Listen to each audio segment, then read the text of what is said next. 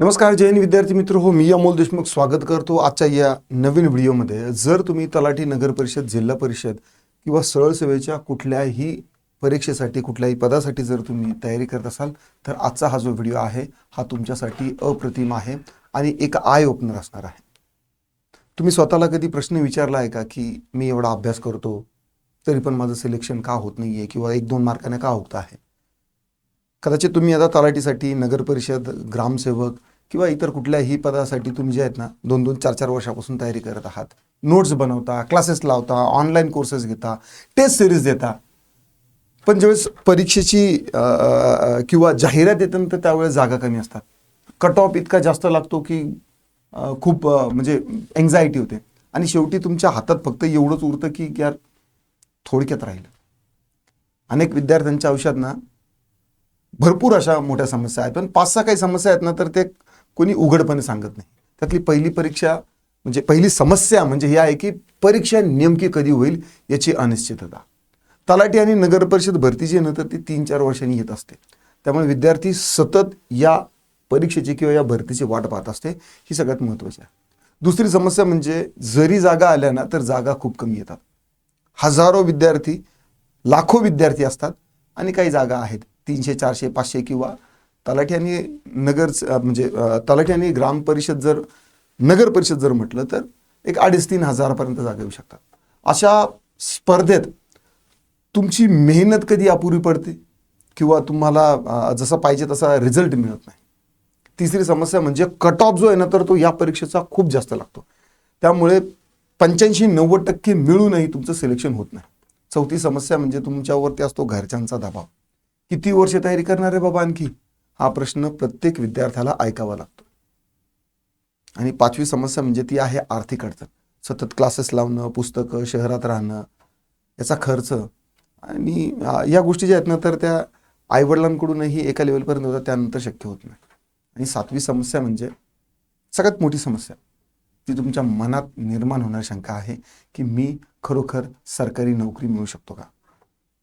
जर या समस्या तुमच्या आयुष्यात असतील तर हा व्हिडिओ तुमच्यासाठी आहे, कारण आज अशा एका मार्गदर्शनाबद्दल मी बोलणार आहे जे विद्यार्थ्यांच्या नजरेतून सुटत आलेलं आहे आतापर्यंत, पण ज्यामध्ये सरकारी नोकरी मिळवण्याची खूप जास्त संधी आहे। मी आता जी अपॉर्च्युनिटी, जी संधी किंवा जो सिक्रेट रस्ता किंवा सिक्रेट स्ट्रॅटेजी सांगणार आहे ना, हा खूप महत्त्वाचा आहे।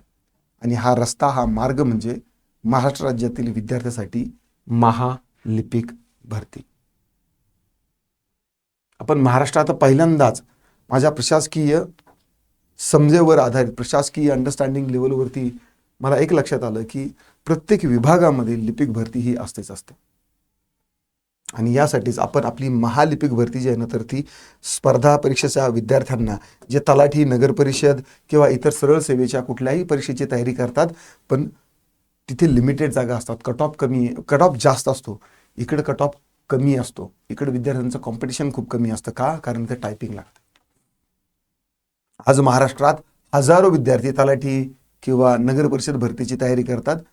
ही पदं नक्की जी आहे ना तर ती प्रतिष्ठेची आहेत, यात शंका नाही आहे, पण थोडा वेळ जर शांतपणे, जर भावनेपेक्षा जर तुम्ही लॉजिकनं जर विचार केला आणि थोडासा नंबरचा जर गेम तुम्ही लक्षात घेतला ना तर एक वेगळं वास्तविक, वेगळी रियालिटी तुमच्यासमोर येईल।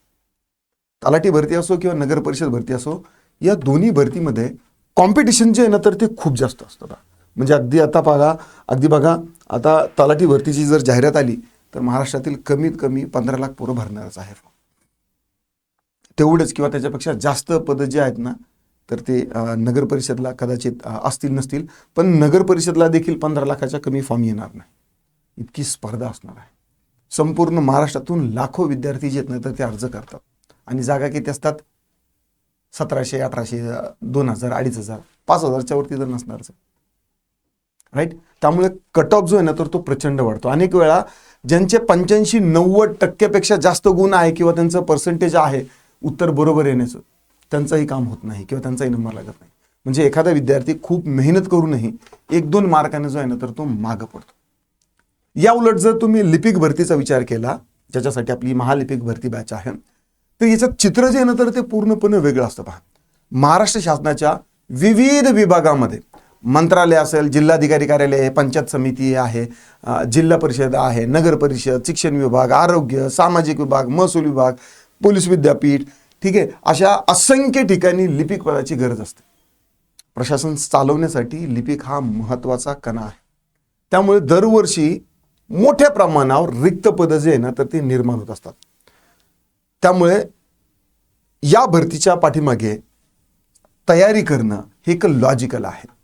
कारण की यावर्षी 15,000 पेक्षा जास्त, किती, 15,000 पेक्षा जास्त पदं जी आहेत ना तर ती महालिपिक भरतीमार्फत भरल्या जाणार आहे. म्हणजे लिपिक भरतीसाठी येत असतात.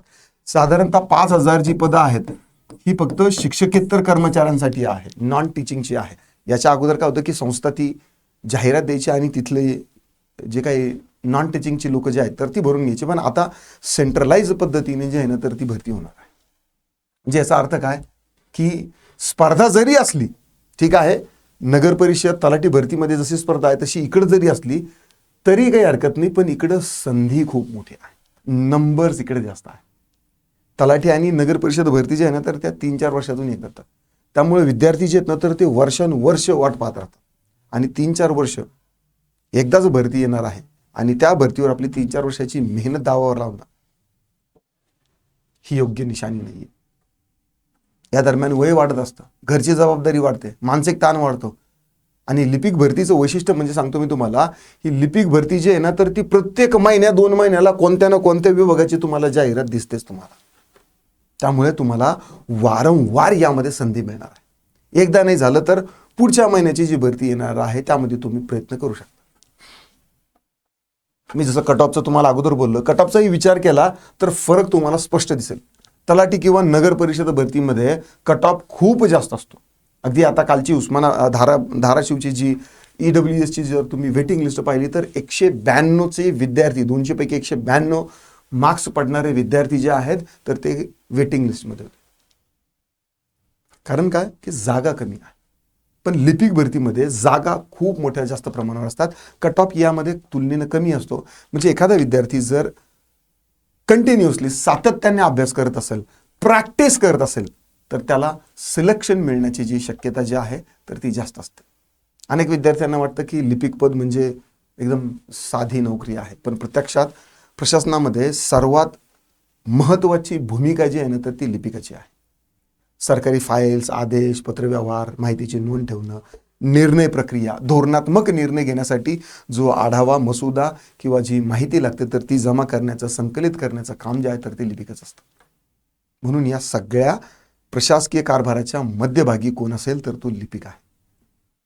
अनेक मोठे अधिकारी सुद्धा जे आहेत ना तर ते सुरुवातीला लिपिक पदावरूनच त्यांनी करिअर सुरुवात केलेलं आहे. म्हणजे केवळ ही नोकरी नाही आहे तर सरकारी व्यवस्थेत तुमचं प्रवेश जे आहे ना तर ते करण्याचं एक दार आहे. जर तुम्ही खऱ्या अर्थानं स्मार्ट असाल तर फक्त प्रतिष्ठेच्या नावावरती धावणार नाही. म्हणजे विचार करा थोडासा की मला सरकारी नोकरी भरतीमध्ये लवकर कसा प्रवेश मिळेल, याच्यासाठी लिपिक भरती जी आहे ना तर ती एक उत्तर आहे. आता याच विचारातून मी जे आहे ना तर ती महालिपिक भरती जी आहे ना तर ती बॅच सुरू केलेली आहे. ही केवळ एक बॅच नाही किंवा एक कोर्स नाही आहे. यामध्ये हजारो विद्यार्थ्यांना सरकारी सेवेत प्रवेश मिळवून देण्याचं एक मिशन आहे.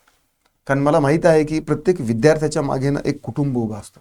आईवडिलाची स्वप्न आहेत, बहीण भावाची अपेक्षा आहे आणि स्वतःचा अभिमान आहे. अनेक विद्यार्थी असे असतात की जे 4-5 वर्ष तयारी करतात पण योग्य दिशा मिळत नाही. सुरुवात कुठून करावी, कोणता अभ्यासक्रम महत्त्वाचा आहे, किती वेळ द्यायचा, कोणता विषय मजबूत करायचा, याचं स्पष्ट मार्गदर्शन नसल्यामुळे विद्यार्थी जे आहेत ना तर ते भरकटतात. त्यांना वाटतं की आपण खूप अभ्यास करतोय पण रिझल्ट ओरिएंटेड अभ्यास होत नाही. मार्केटमध्ये आता जेवढेही क्लासवाले आहेत, मला एक गोष्ट प्रकर्षाने जाणवली की TETच्या संदर्भात जेवढं काही आणि बाकी सरळ सेवेच्या संदर्भामध्ये जेवढं काही शिक्षकांनी शिकवलं ना तर ते परीक्षेला आलंच नाही. म्हणजे शिक्षकांना काय परफेक्ट येतं याच्यावरती त्यांचा फोकस होता. परीक्षेच्या दृष्टीने जे शिकवलं ते आलंच नाही. धर्मादायचं देखील घ्या, बऱ्याचशा GMCचं देखील घ्या. विद्यार्थी सांगतात की सर आम्हाला यांनी शिकवलेलं काही येतच नाहीये. पण महालिपिक भरतीमध्ये जेवढा काही शासनाच्या आत्तापर्यंतच्या झालेल्या परीक्षा आहेत सगळ्यांचा अभ्यासक्रम संकलित करून जो आहे रिझल्ट ओरिएंटेड, एक्झाम ओरिएंटेड जे आहेत ना, तर तेच तुम्हाला यामध्ये मिळणार आहे. I promise you and I guarantee that. माझं उद्दिष्ट जे आहे ना, किंवा आमचं जे उद्दिष्ट आहे ना, तर ते स्पष्ट आहे. विद्यार्थ्यांना एक स्पष्ट, सरळ आणि रिझल्ट ओरिएंटेड मार्ग दाखवणं. या महालिपिक भरतीमध्ये किंवा या बॅचमध्ये अभ्यास फक्त पुस्तकापुरता मर्यादित नसणार आहे. तुमची मानसिकता बदलणं, कारण यामध्ये मेंटॉरशिप म्हणून मी तुमच्यासोबत असणार आहे. नियमित अभ्यासाची सवय आणि गोडी लागली पाहिजे. ते सिरीजद्वारे स्पर्धेची तयारी कशी करणे आणि सर्वात महत्त्वाचं म्हणजे स्वतःचा आत्मविश्वास कसा जागा करणे, या गोष्टीवर मी स्वतः विशेष भर देणार. कारण खरी अडचण जी आहे ना, तर ती अभ्यासाची नाही, खरी अडचण मनाची आहे. अनेक विद्यार्थी अभ्यास करू शकतात पण स्वतःवरच विश्वास ठेवत नाही. 2-3 अपयशानंतर ते स्वतःला जे आहे ना, तर ते अपयशी मानायला लागतात. पण इतिहास सांगतो, जो विद्यार्थी शेवटपर्यंत प्रयत्न करत राहतो तो एक ना एक दिवस नक्की यशस्वी होतो. लिपिक भरती ही जी आहे ना, तुमच्यासाठी एक राजमार्ग ठरू शकते. ज्यांना सरकारी सेवेत लवकर जॉईन व्हायचं आहे त्यांच्यासाठी ही महालिपिक भरती आहे. कारण इथे संधी मोठी आहे, पदांची संख्या जास्त आहे आणि योग्य रणनीतीने जर तुम्ही अभ्यास केला तर सिलेक्शनची संख्या किंवा सिलेक्शनची जी प्रोबॅबिलिटी आहे ना, तर ती वाढते. इमॅजिन करा, काही महिन्यानंतर तुम्ही सरकारी कार्यालयात बसलेले आहात आणि तुमच्या टेबलावर सरकारी फाईल आहे, तुमच्या नावासमोर लिपिक लिहिलेलं आहे आणि तुमचे आई वडील अभिमाने सांगत असतील किंवा सांगतील की हा माझा मुलगा आहे आणि तो या सरकारी कार्यालयात साहेब म्हणून आहे. तो दिवस दूर नाही, पण त्या दिवसासाठी तुम्हाला निर्णय घ्यावा लागेल. आज तुम्ही ठरवलं की मी योग्य दिशा निवडणार आहे, योग्य तयारी करणार आहे आणि सरकारी नोकरी मिळवणार आहे, तर उद्या तुमचं आयुष्य पूर्णपणे बदलू शकतं. म्हणून या व्हिडिओमध्ये आपण महालिपिक भरतीची संपूर्ण तयारी, अभ्यासाची रणनीती, टायपिंगचे महत्त्व, लवकर सिलेक्शन मिळवण्याचे मार्ग जे आहेत ना, तर ते या व्हिडिओ सिरीजमध्ये पाहणारच आहोत. अगदी सरफेस लेवलवरून, पण आतमध्ये या बॅचमध्ये तुम्हाला मी ग्राउंड लेवलवरती हँड होल्डिंग करून मेंटरशिप करणार आहे. आशा करतो तुम्हाला हा व्हिडिओ आवडला असेल तर लाईक करा, शेअर करा, कमेंटमध्ये तुमचे काही दिक्कत, डाऊट, क्वेरी, परेशानी असतील नोंदवू शकता. आता पुरतं एवढंच. थांबतो, पुन्हा भेटूया.